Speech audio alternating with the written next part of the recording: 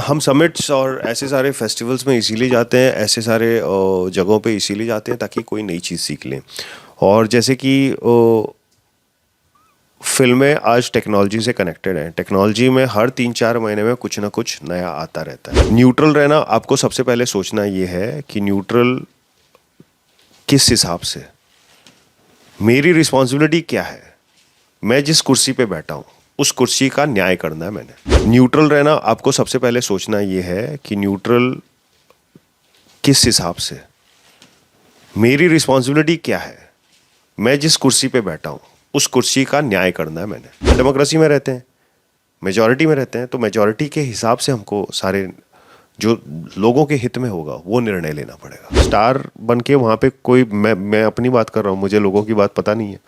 Film star बन के वहाँ पे गवर्नेंस करने नहीं गया, मेरी गवर्नेंस की एबिलिटीज़ थी इसलिए वहाँ पे गया। वो अपॉइंटेड पद सिर्फ 11 महीने का था, उसके बाद वोटिंग हुई और वोटिंग के निर्णय सारे आपके सामने हैं। मैं नंबर्स बोलना नहीं चाहूँगा क्योंकि बहुत बड़े नंबर्स हैं। वो 500 डिस्ट्रिक्ट थे, 500 डिस्ट्रिक्ट में एक तरफा ही, मतलब पूरा इतना प्यार, वो सिर्फ प्यार नहीं था, वो एक रिस्पेक्ट था कि मेरे गवर्नेंस को देखते हुए। गवर्नेंस, एडमिनिस्ट्रेशन, हम फिल्म मेकर हैं।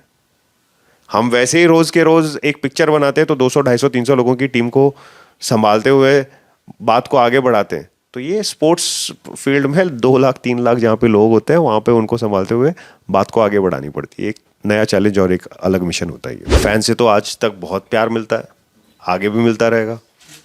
बस चाहते हैं कि बस यही बरकरार रहे।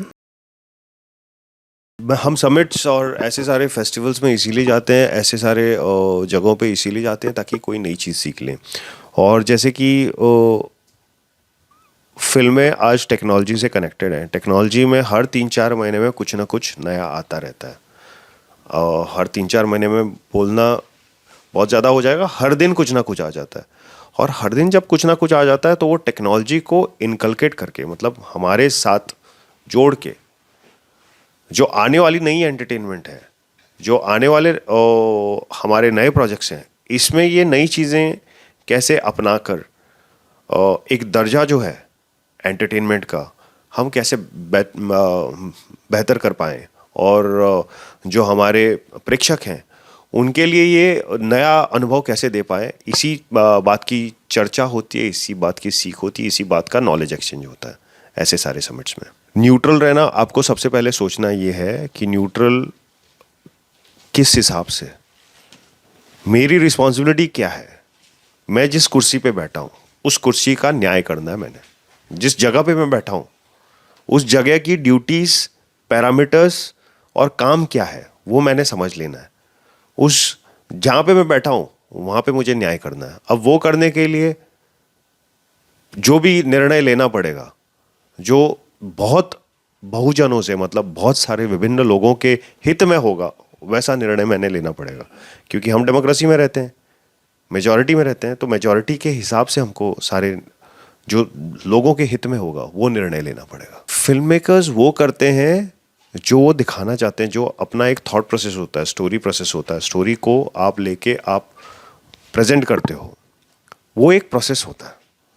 उसमें कुछ लोगों का होता होगा कि अवार्ड्स के लिए करें, कुछ लोग करते हैं और उनको अवार्ड्स मिलता होगा, कुछ लोग सोशल सिनेमा बनाते हैं उनको रिवॉर्ड्स मिलते हैं, कुछ लोग मान के चलो एक कुछ सोच के बनाते हैं सिनेमा और हो जाता है 100 करोड़ का बॉक्स ऑफिस सेट।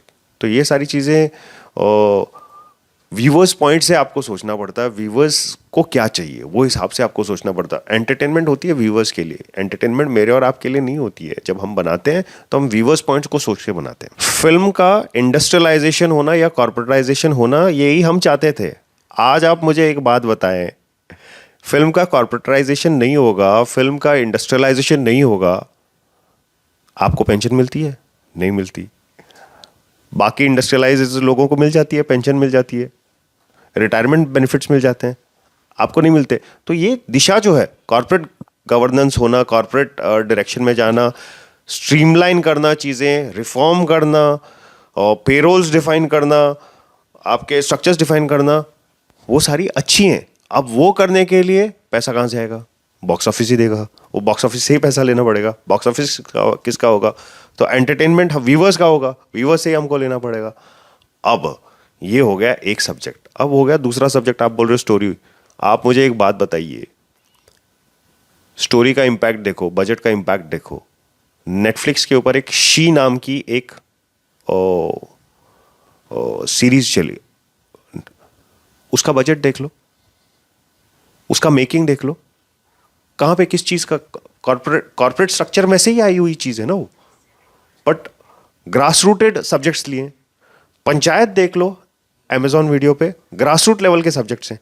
वो जो अर्बनाइजेशन था वो बीच में कहीं हम लोग घूम गए थे, अर्बनाइजेशन हुआ था, बट आज फिर से हम गाँव वाली स्टोरीज ले रहे हैं, फिर से हम 90s वाली स्टोरी ले रहे हैं, फिर से वो पुरानी 2090 लेट 90s की स्टोरी ले रहे हैं। वो सारी चीज़ें हैं, बची हैं। स्टोरी एक अभिन्न अंग है, वो कहीं नहीं जाएगा, उसके बिना ऑडियंस में रुचि नहीं होगी। समय के अनुसार कॉर्पोरेटाइजेशन जब बूम पे चला जाता है, जैसे आपने कॉर्पोरेटाइजेशन का वर्ड यूज़ किया, कॉर्पोरेटाइजेशन, इंडस्ट्रियलाइजेशन जैसे बूम पे चला जाता है, हर चीज़ें उछल जाती हैं और फिर उसका हर चीज़ का करेक्शन स्टेज आ जाता है।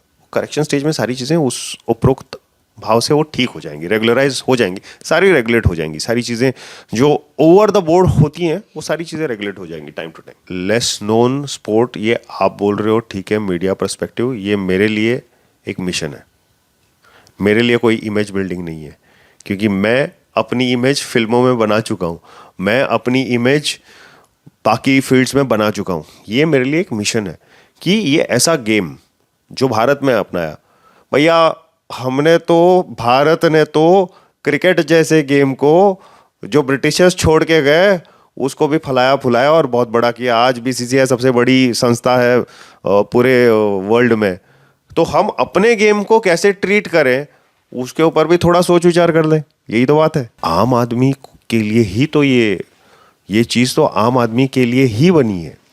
ये एक्सटेंडेड रियलिटी जो है वो एलिट नहीं है, कॉस्ट कटिंग लेवल पे आ रही है और वो हिसाब से आप देख लो। आप आज भी आप मॉल्स वॉल्स में जाते हो, एक्सटेंडेड रियलिटी के ग्लासेस लगा के बच्चे खेल रहे हैं, बच्चे खेल रहे हैं, तो दैट्स द रीच। अभी तो जैसे मोबाइल हमने अर्ली 2000 में देखा था कि कुछ लोगों तक सीमित था, जैसे बाद में उसका जैसे उपयोग बहुत सारा होने लग गया तो उसका कॉस्ट कटिंग होके हर एक के हाथ में आ जाता है। Extended reality is a future.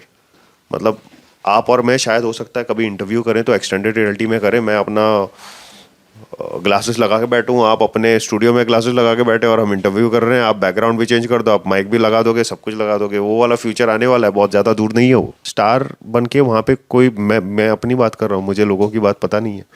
Film star बन के वहाँ पे गवर्नेंस करने नहीं गया, मेरी गवर्नेंस की एबिलिटीज़ थी इसलिए वहाँ पे गया। पहले तो मुझे 11 महीने तो वहाँ पे अपॉइंटेड था मैं कि आप गवर्नेंस करो, उसको रेगुलेट करो।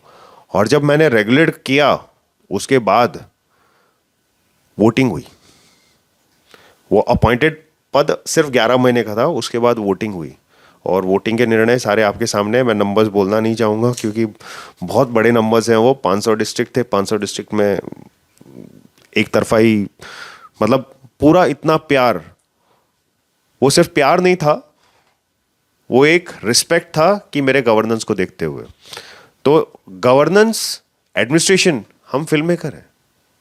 हम वैसे ही रोज के रोज एक पिक्चर बनाते हैं तो 200, 250, 300 लोगों की टीम को संभालते हुए बात को आगे बढ़ाते हैं। तो ये स्पोर्ट्स फील्ड में 2 लाख 3 लाख जहाँ पे लोग होते हैं वहाँ पे उनको संभालते हुए बात को आगे बढ़ानी पड़ती है। एक नया चैलेंज और एक अलग मिशन होता है। अब वो तो आप, जनता बताएगी।